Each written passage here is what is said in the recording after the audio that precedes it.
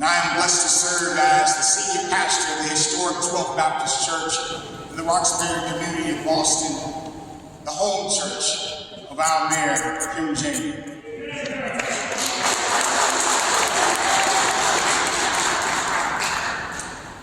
At this time, I ask, as we begin this swearing-in ceremony, that you bow and pray with me.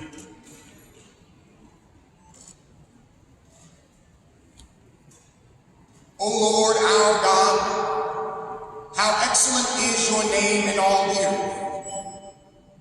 We humbly give thanks for this celebratory occasion, and we invoke your presence to be with us on this day. We pray now, O Lord, your blessing upon thy servant, Kim Janey. Bless her family and bless her administration as she stands imprinting her footsteps into the soils of history as the first African-American and woman mayor of this great city of Boston. The leader who stands before us, representing the Massachusetts Second Congressional District in the United States House of Representatives, I introduce to you the one and only Honorable Ayanna Pressley.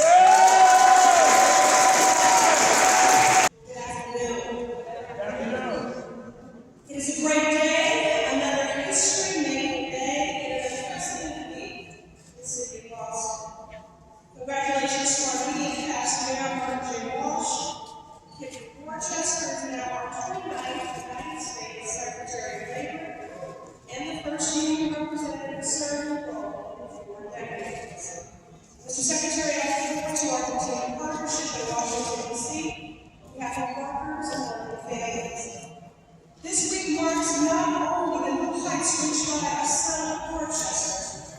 Today, Kim Janey, proud 4th generation daughter of Roxbury, as the first Black mayor and the first woman mayor in our city. Madam Mayor.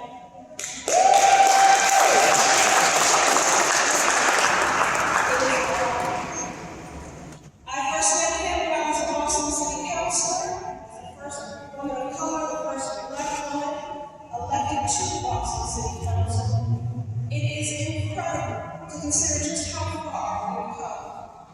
We have borne witness to a shifting political landscape. We have seen great and historic strides made in leadership parity, in the corridors of power, and around policy and decision-making tables.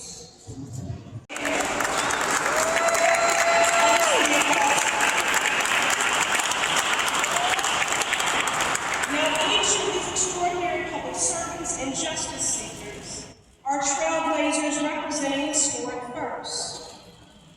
But as the Reverend Dr. Martin Luther King Jr. reminds us, we are not makers of history. We are made by history. The historic ascension of Kim Janey, which we celebrate today, is not an individual achievement. It is the culmination of the ancestors' prayers, their hopes, dreams, struggles, and achievements. Some we may know by name, many more we don't, but we are the beneficiaries nonetheless of their sacrifice. She has earned the confidence and the trust of her constituents and her peers, culminating in her election as City Council President of the most representative council in the history of our city. History has shown us that equity is only realized through intentional leadership, unyielding political will, and profound courage. Mayor Janey has been intentional throughout her life to the pursuit of equity, from education to contracting to enterprise.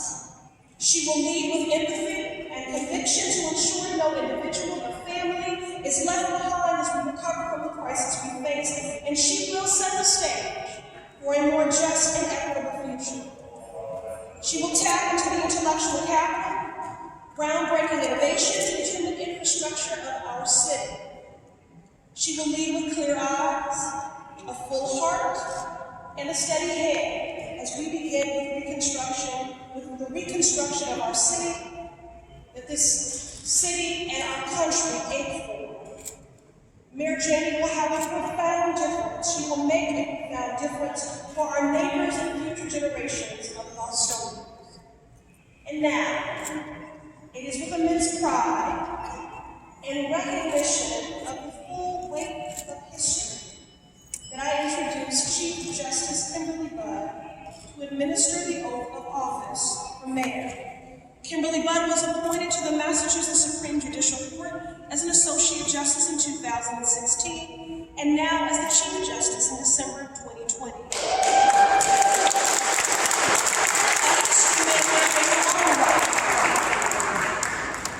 She began her legal career as a law clerk on the Massachusetts Appeals Court. In addition to her work at Harvard as both counsel and director of the Community Values Program, she also worked at Mintz Levin before serving as an assistant U.S. attorney in the U.S. Attorney's Office here in Boston. She was also appointed to the Superior Court in 2009. An exceptionally qualified justice, who is now the first Black woman to lead the 328-year-old Massachusetts Supreme Judicial Court.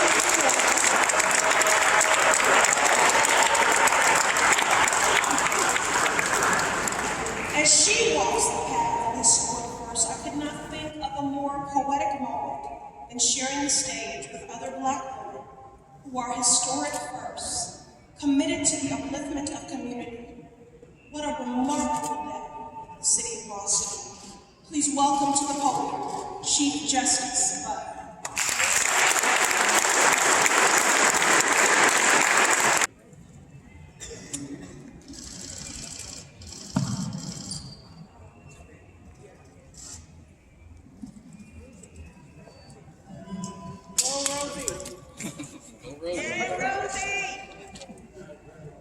So when I say I, I'll ask you to repeat your full name.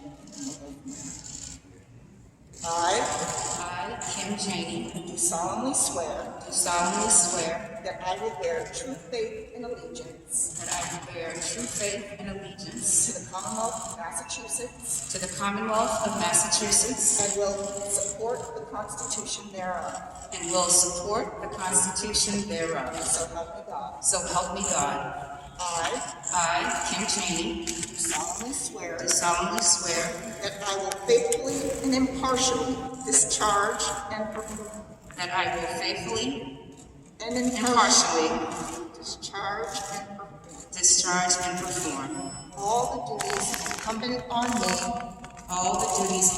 on me as mayor of the city of Boston, according to the best of my ability and understanding, agreeably to the rules and regulations of the Constitution and the laws of the Commonwealth. So help me God. I, Kim Janey, do solemnly swear that that I will support the Constitution of the United States. I will support the Constitution of the United States. So help me God. So help me God. Congratulations, Madam.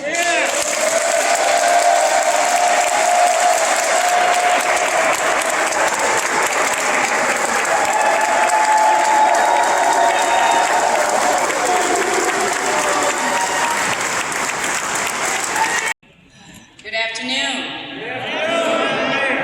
Good afternoon. Let me begin by expressing my deepest appreciation to Chief Justice Kimberly Budd and U.S. Representative Ayanna Pressley.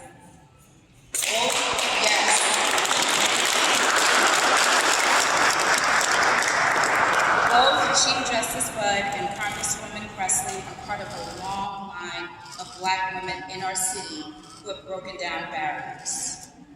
Women called to lead, whether activism like Melnia Cass, journalism like Sarah Ann Shaw and Liz Walker, or public service like Doris Wente, Jean McGuire, and our District Attorney, Rachel Rollins. I stand on their shoulders.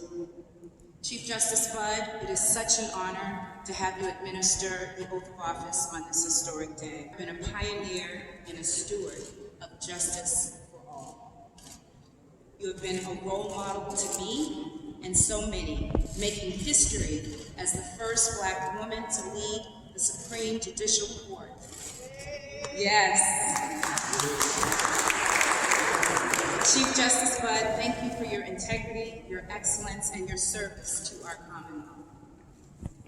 And I owe a debt of gratitude to my sister in service, U.S. Representative Ayanna Pressley. You are not only my friend, you are my Congresswoman. I would not be here today, standing as the mayor of the great city of Boston, if it were not for the glass ceilings that you have shattered, not only as the first Black woman elected to the Boston City Council, but as the first Black woman to represent Massachusetts in Congress. From your years of service on the City Council to your historic term in Congress, you have always been our representative. Your advocacy is powerful and unapologetic. Your leadership is fierce and fearless. Congresswoman Pressley, thank you for being here. Thank you to my pastor.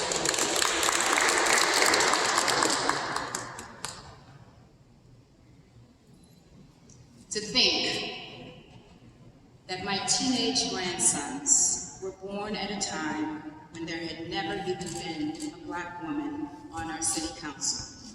And today, my 6-year-old granddaughter Rosie and other little girls can see themselves represented in Massachusetts' highest court, the halls of Congress, and now in the 55th mayor of Boston.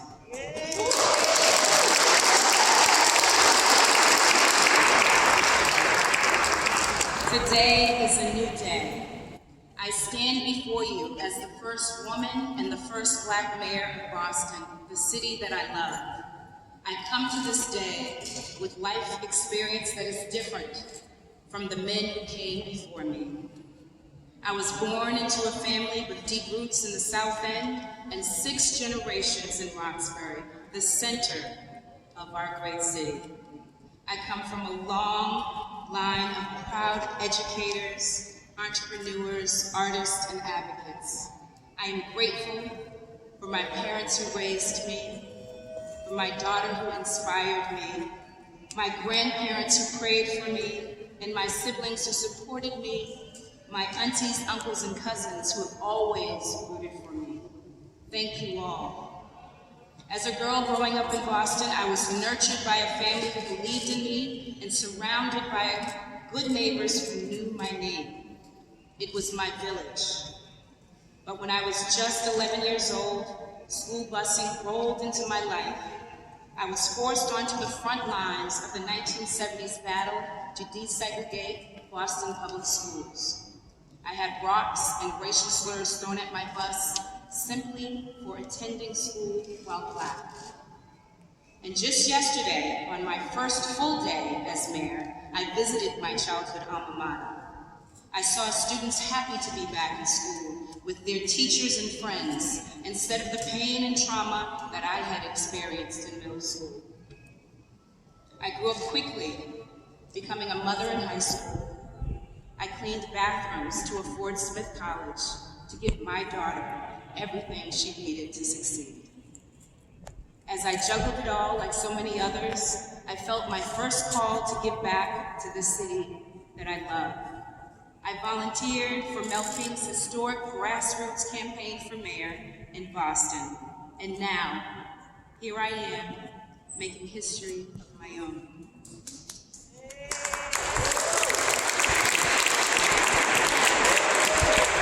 As the 55th mayor of the city of Boston.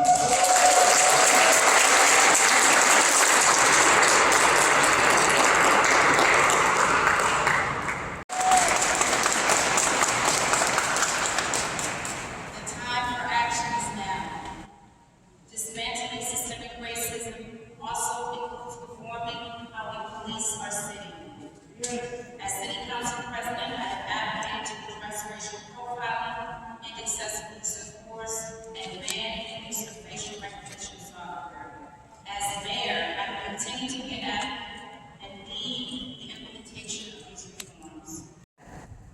obstacles create an opportunity to come together to heal and build a better and more equitable city. I am humbled and passionate about the possibilities for Boston, the city that I love. Our nation and our city are built on a promise that achieving your dreams is possible, regardless of race, religion, immigration status, income, gender identity, or who you love.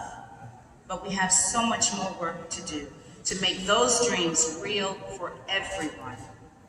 And we have to start by calling out the challenges facing our city openly, honestly, and transparently. Yes. Today, in the city of Boston, we have an enormous wealth gap. The median net worth for Black families is just $8. $8 is not an accident. It is the product of discriminatory policies that we have all inherited. We need to call it out, and we need to implement new policies to address it. Come on now. Unemployment rates for residents of color spiked higher at the start of the pandemic. They continue to trend above other groups. Over the past year, the same communities hardest hit by the public health crisis have experienced the highest rate of housing and food insecurity.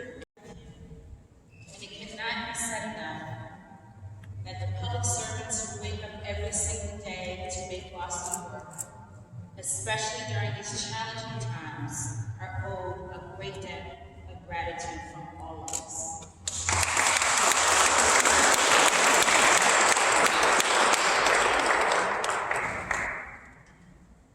As we turn to the future, I am ready to lead our city toward recovery, reopening, and renewal. That means leading the way to a citywide economic recovery that is equitable, especially for the residents and small businesses hardest hit. Today, I am calling on business leaders, nonprofits, and community groups, and those who have felt left out to join us in reopening and renewing every part of our city. To the people of Boston, I say, you have a stake in our city's future. You are the essential part of this recovery. Let's not be afraid to tackle the longer-term challenges that we face together. From racial justice to environmental justice, from affordable housing to our transit system, from our public schools to public safety. We cannot go back. Our only option is to go better.